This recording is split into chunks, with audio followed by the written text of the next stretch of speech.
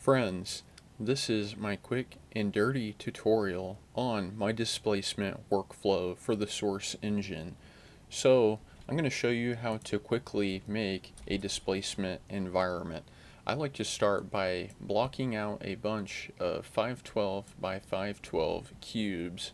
And I'm going to start with the ground here, so I'm going to put one in the ground, and then I'm going to shift and use the arrow keys on my keyboard with my mouse cursor in the top right viewport and lay out some land for us very quickly. This is also something you can only do in Hammer++. That doesn't work on a normal hammer, so you'll have to hold shift, click and drag each of these box instances out.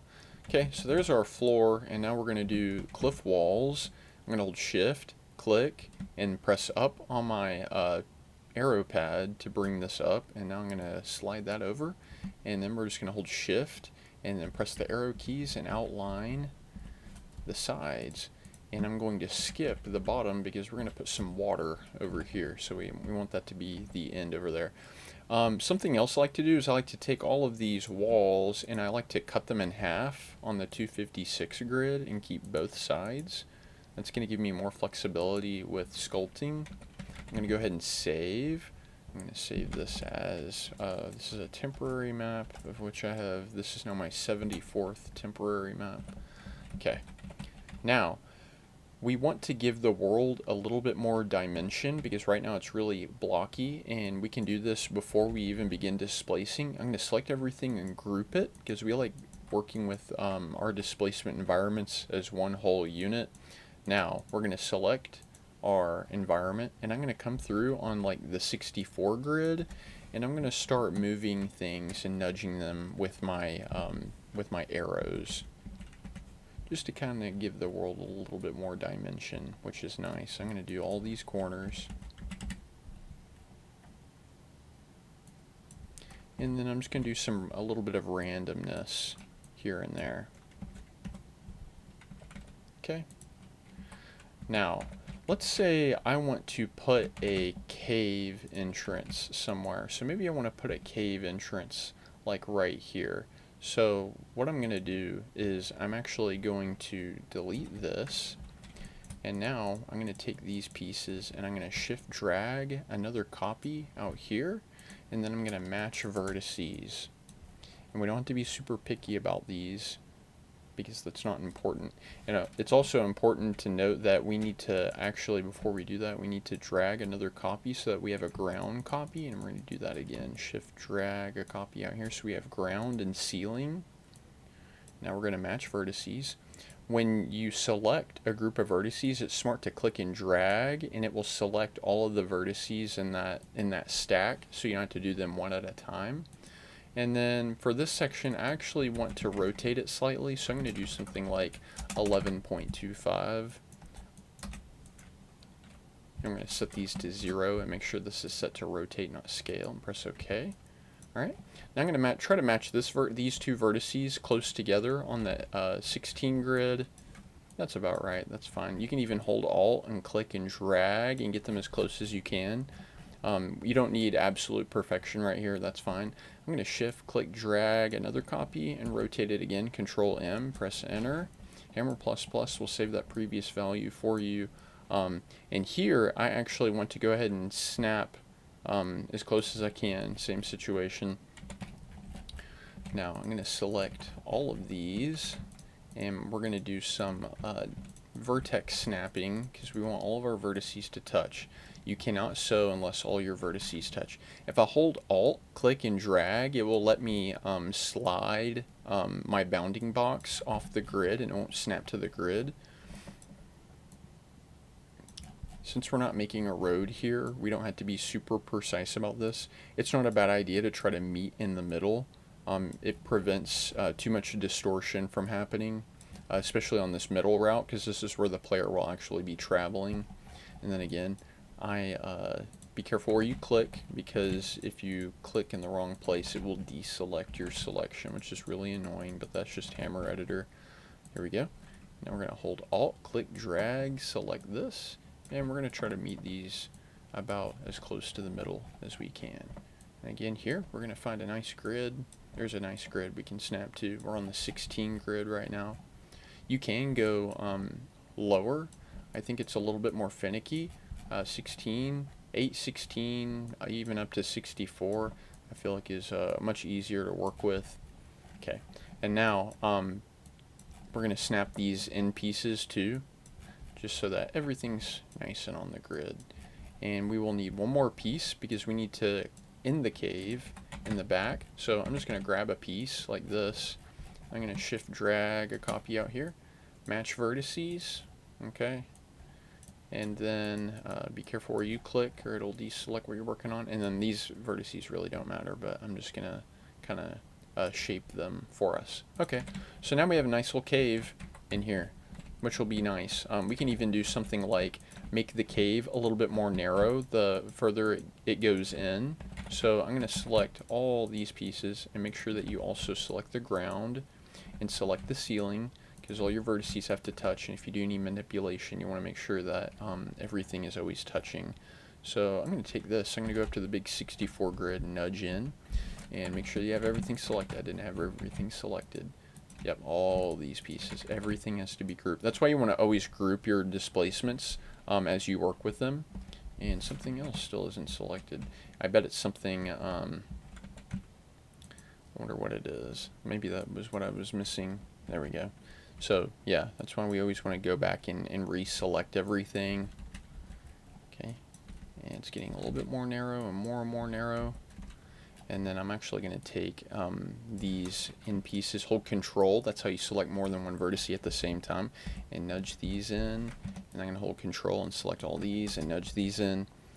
Part of working with displacements is understanding that it's the art of being imperfect, and you're making imperfect natural environments. Don't look for absolute perfection, like if we're working with a road and road has specific size and dimensions. Okay, cool. So then we got a little cave over here, and we're going to delete some of this extra geometry that we don't need because the environment is closed in already. That's going to be fine. That's going to be fine. Okay. We only need to keep what we need. Now, let's say we need to do, this is our beach. This is the end of the map, so we actually want to extend it a little bit further than the playable space because it's good to have more real estate to work with than not enough. Because once you displace and you sculpt, you've basically, in a way, you've been destructive to the environment, and it's really hard to edit things in post with displacement. So we want to get everything nice and blocked out before we move any further. And now we're going to take these edges and we're going to kind of sculpt them in a little bit. We actually want to go ahead and select everything in the map, ungroup, regroup, there we go, and make sure that you're in group mode. Because then it won't work. So select everything, ungroup, regroup. This is what I mean by group mode, object mode, solid mode. You want to be in group mode or object mode when you group things. If you try to group things in solid mode, it won't work. Vertex tool. We're just going to nudge these in a little bit just to kind of give the world a little bit more shape. We can only give shape to the world horizontally. We cannot give shape to the world vertically. Up and down is vertical. Left to right, front to back is horizontal. And with displacement workflow, we cannot give the world a lot of vertical shape until we start sculpting, because you'll create concave faces, and you cannot have concave faces in the source engine, right? Okay, now, I think that's fine. Now, we're going to go through and we're going to select all of the pieces of the environment that we want to be a displacement. So we're going to come through, we're going to click on all of the individual faces. You usually have to end up doing this in post, because if you do this beforehand, you may take and steal different places of your environment to make new parts, and if you have already displaced faces, then you have to go in and make sure that you undo the faces that you don't need, and I don't like that. Very easily you can end up having faces inside of faces, and when we get to the subdivision step, you'll have errors in the subdivision and you'll have to track those down. We don't want to do that. So even though this is outside of the playable space over here, we want to give we want more information than we need, because we can always take away info, but we can't get it back if we don't use it in the first place. So these are the corners of the world the beach where the water's going to be, so we want information there, so I'm doing that. And of course we want to do the inside of our caves. Caves, just one cave. And we don't really need any of this information out here because this is outside of the playable space. The players won't be able to see it. We're going to go to the displacement tab at the face edit sheet, or I lovingly call the texture tool, and press create to the power of 3. We never use power of 4 because power of 4 is not meant for multiplayer and could cause the game server to hang, which is worse than a crash, and it requires a manual restart. So we don't use power 4, we only use power 3. Power 2 we won't use in this situation. Power 2 is appropriate for like tree card displacements and things like that. Okay, so now that we have this, we want to go ahead and we want to apply our textures. We can do this later, but right now we're going to do this now. And I have my own nice blend textures from a friend, and I will see if I can supply this, but I may not be able to. Let's do cliff sand right here. I'm going to alt right click, and always alt right click because it will align the textures perfectly, and we want to reselect every time that we can, because these faces are all facing different directions. The normal of the face is facing a different direction. If we only pick one point in the map and start alt right clicking all of it, then the texture alignment won't be good. So we always want to do this manually, just like this. Okay, we're going to do this side, and yep, and then we're going to do the tops.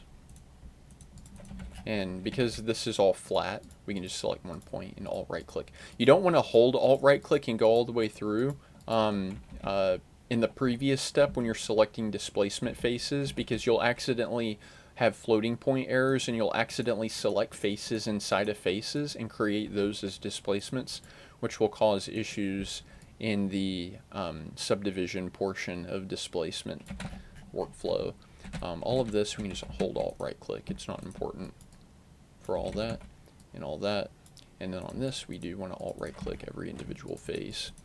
The texture alignment issues will not be very noticeable because of this texture in particular, but we always want to try our best.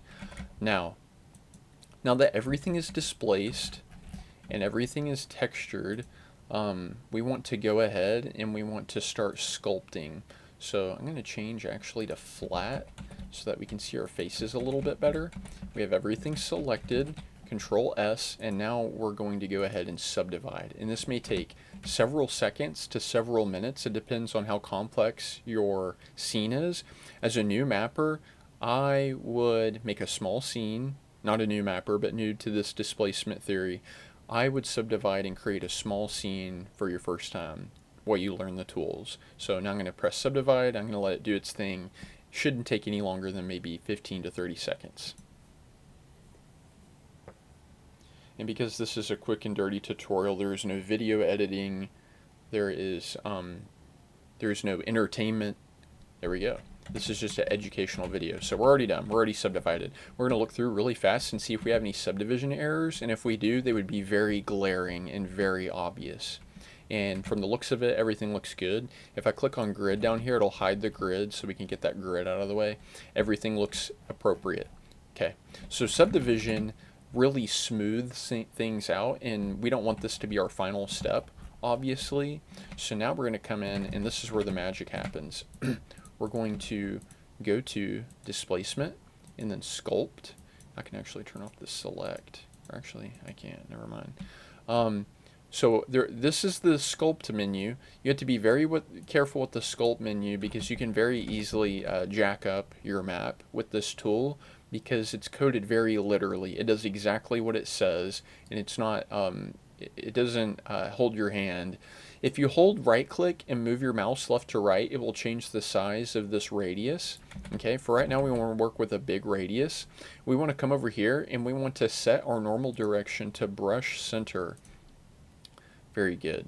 We can even set our smoothing all the way to 100 because we don't want jaggies. We don't want jagged edges, jaggies in our displacement work. And now I'm not a professional terrain artist, and it's going to come down to the scene that you're trying to make.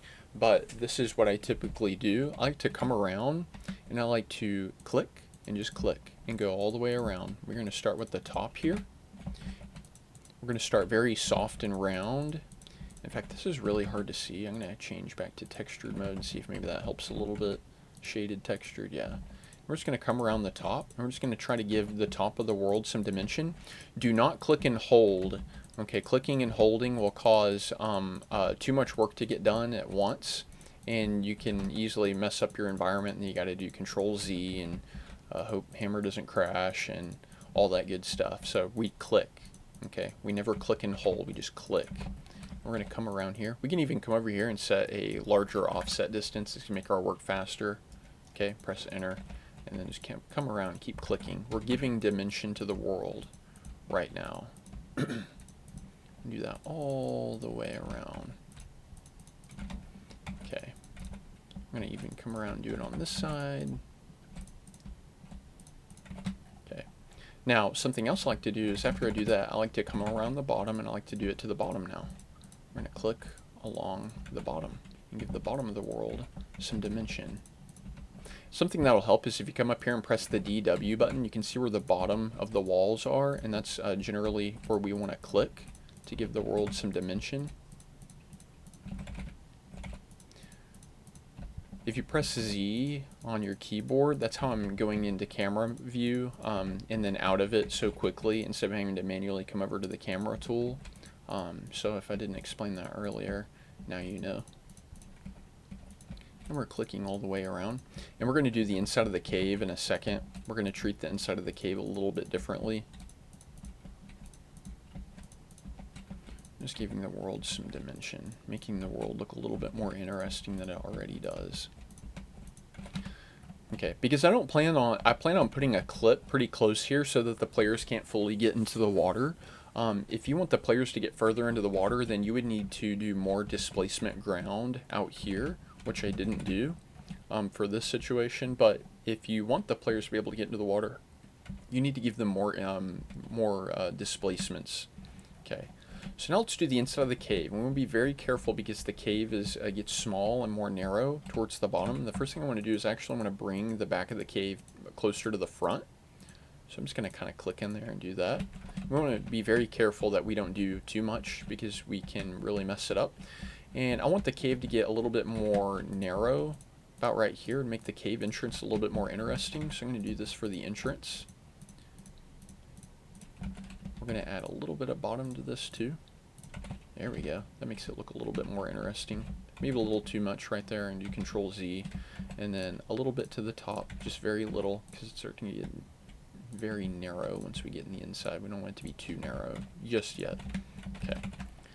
Now, let's check out our world and turn off the DW button. Okay. That world has some dimension. So next thing we want to do is we want to texture our sand. This is a sand cliff. So we're going to go to Paint, Alpha. I'm going to set a big brush, and the value, we'll just leave it there for now. We're going to click and draw. Turn our DW again so that we can see where the walls are. And set my value a little bit bigger. There we go. Now, I have to warn you that when you paint alpha, this will cause Hammer to crash eventually. This causes some kind of memory leak of some sort, and the longer you paint alpha, the closer to a crash you get. And you'll start to notice it because Hammer will start to bog down. You'll give it an instruction, and it'll sit and think about it, and then it'll execute it. When that happens, you want to Control S to save and restart Hammer. Right now, we're feeling pretty good. So we're just going to go along with it, but if we need to restart Hammer, we'll know when, because you'll start to feel it bog down, and that'll be time. So we're coming through, we're painting everything. Painting, painting, painting. We're going to paint all along this. Okay. Now let's say that maybe I don't like the sand right now. I want to switch to grass. So I'm actually going to try that right here. I'm going to switch this from, I'm going to do our sand grass blend, do apply on that. There we go.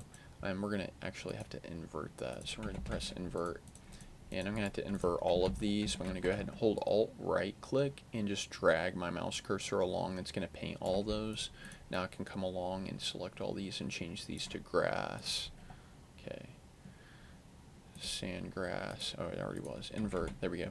Okay, now the one thing we need to fix is we need to paint the bottom of these walls to fit the sand, because we have sand at the bottom of these now. And I'm only going to select the wall portion so that we don't accidentally paint invert on our grass. I'm going to do that really fast through there, and one right here. And we're going to gently paint a little bit more sand on the bottom, because this is going to be where those sew together right here. And I probably should have selected a little bit more of the cave, but we can fix that later. So this is kind of like our glue between the textures. I do have a cliff grass texture, but we're just going to do this for this demonstration. We can make this demonstration as quick as possible. Now we're going to come through on our grass, and we're going to paint a little bit of sand. Yep, same thing.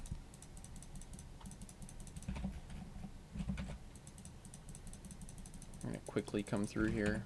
Always do Control S as much as you can, because you never know when a hammer crash is going to come. Displacement painting, alpha painting will cause a crash eventually.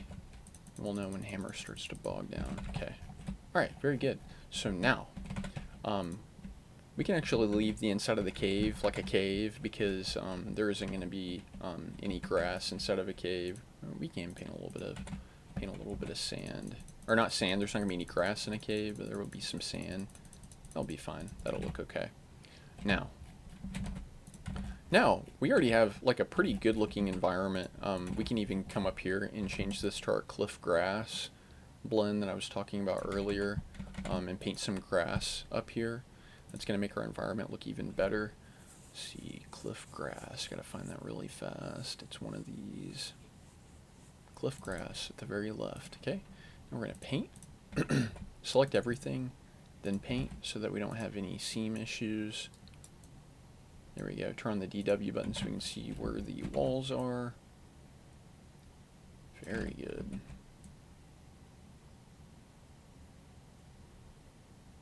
Okay, we'll have to go outside and make sure that we didn't accidentally paint the inside of the cave, because sometimes that can happen. I think we're looking okay. Yeah, oh, actually we did. So that's why you have to be careful with that. Sometimes it'll paint incorrect parts of the world that you didn't want it to paint. Just some kind of floating point error. There we go. That'll work. Okay. And then just like that, we have a really cool looking environment. We can go ahead and actually paint some sand here at the end, because this is supposed to be our beach. So paint some sand, a little bit more in there, and that'll work. Give it some dimension. Now, there's a couple more steps we have before we're complete, and the first thing I want to do is I want to come through and I want to go to raise lower, and I want to give the world some more dimension on top of itself. I'm going to set a large radius of like 1024, and I want to make the back of the map a little bit taller than the front of the map. I'm actually going to see even bigger radius than that, 2048, and we're just going to click a couple times. And actually, we're going to go back to 1024. I'm going to click in here. And then we can go over to the tops of these cliffs with something like 512, I think, and we're going to give the world some more dimension. Make it taller in some spots, make it shorter in some spots, maybe a little too short back there, just to kind of make the world look a little bit more interesting. And maybe there's a little too much back there. You can be as precise as you want when you're working on this yourself. I do recommend trying to be precise as you can. So there we go. Give the world a bit more dimension. And then we can lower it slightly here. That may help us with the water here in a second. Very good. And then typically grass is a little bit higher off the ground than sand will be. There we go. Just to give the world as much dimension as we can. And I want to make the inside of the cave a little bit lower than the outside. Just to make it look like we're crawling down into a cave. I think that will look cooler. There we go. Raise it right there. There we go. Now that looks way more interesting than being just flat. This is when we can add verticality to our displacements. Okay, So now we want to go ahead and box in our level, and I'm just going to make a cube around our level because it's going to be the most convenient. If you're making a more comprehensive level, then you're going to want to stuff no-draw geometry inside of the displacements so that we can corridorize the map and do like -16. There we go. Now we're going to go ahead and paint the sides and the top with our tool sky texture. Tool sky, and apply. And then something I like to do is I like to fit my tool textures, face, fit. There we go. Now, let's go ahead and make our water. No draw. Okay, I'm on the big fat 512 grid. I'm going to click and drag a noob brush volume. I'm going to shorten it to there and press enter. There we go. There's our water. I'm only going to texture the top with our water texture, which is correct technique, and press apply. Okay. This is the very blue water I was working with earlier. Something else that we're going to do is I'm actually going to go back and re-add some of the geometry that I took away when I was lowering earlier. There we go. Make it a little bit more, give me a little bit more land mass back. And we're going to have to re-texture right here because we want sand right here instead of grass. In fact, I'm going to take a lot more sand back through here. Maybe just to kind of blend things and make it look a little bit more interesting. Okay. Now, the next thing that we want to do is we want to go ahead and put a sky, and I'm actually going to steal the sky texture from a map I was just previously working on because it will be much more convenient. We're going to steal this sky texture and put it over here, map, properties, sky, there we go. And then I'm going to steal the light information from my previous map because I already did the lighting, and I don't want to have to retype it in. And the ENV sky and the fog. I'm going to go ahead and take the wind, the shadow controller, the water LOD, and the tone map controller along with the logic auto. That was a lot of stuff to steal, but that's just going to help me with my environment. And now when I go to lighting preview and do bake and look, alright, here's our world.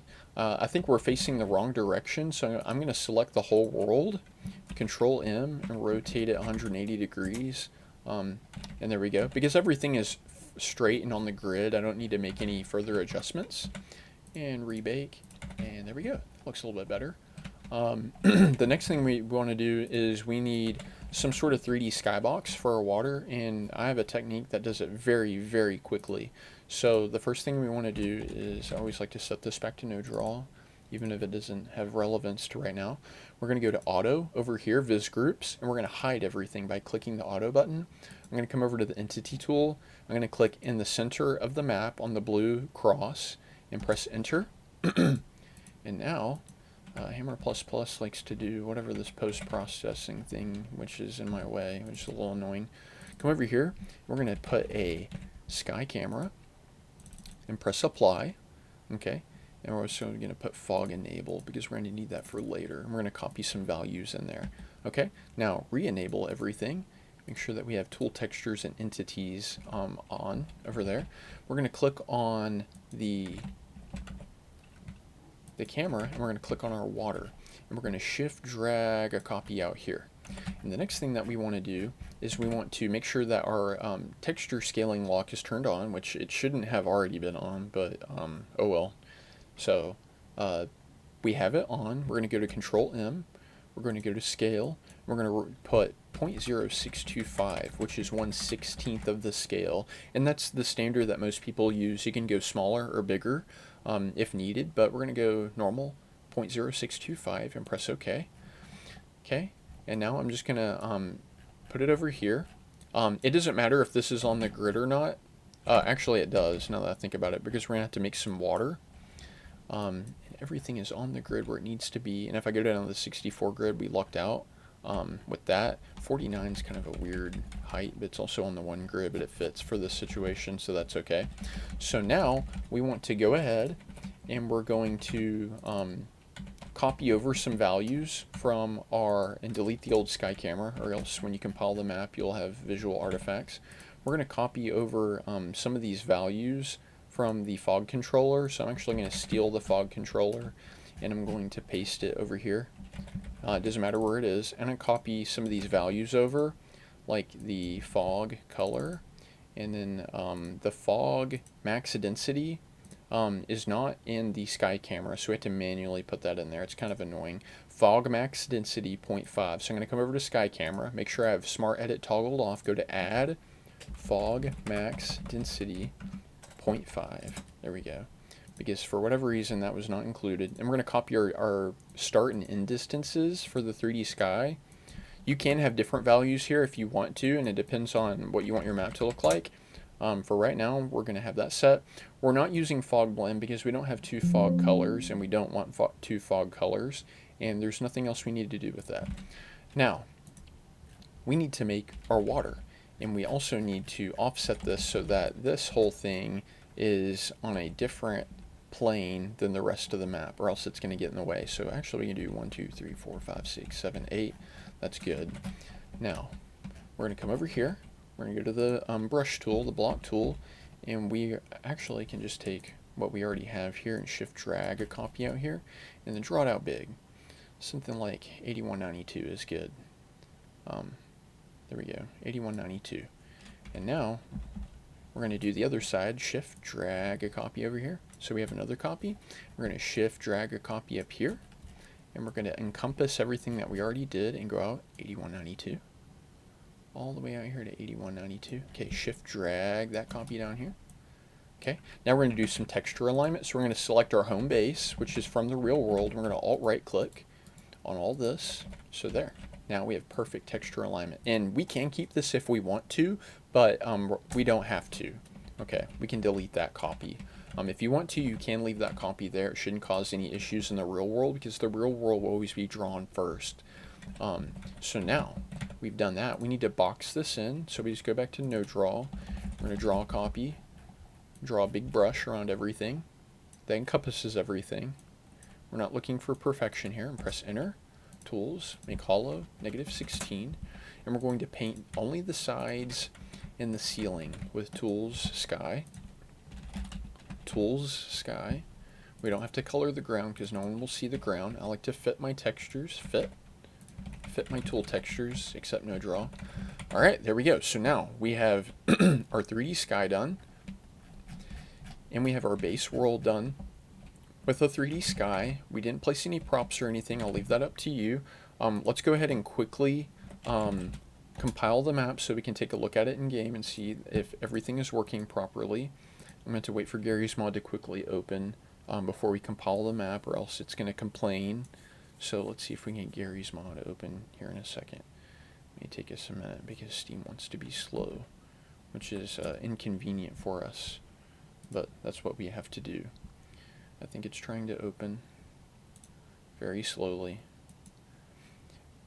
Once we get going, something we can do while we're waiting actually is we can go ahead and light map correct our map. I like my default light map scale to be 32.